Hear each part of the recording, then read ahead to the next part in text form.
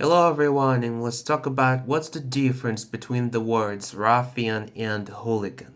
Both of these words mean like a person who defies the law, but what's the actual difference? Let's start with ruffian. Ruffian is a brutal, violent, aggressive, you can also say unpleasant person who involved in different criminal activities.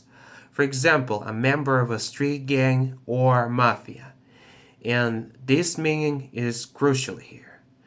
Moving to the definition of the word hooligan. Who is our hooligan? Try to imagine a stadium full of fans. There are two teams competing, first and the second, and most of the fans at the stadium belong to the first team. And when the first team lost, all of them getting frustrated, there are a lot of chaos at the stadium.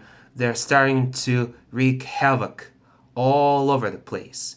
And they're even getting on the streets. And it continues over there.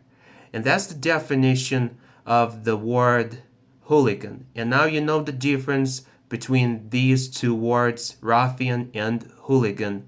Thank you so much for watching, and see you next time.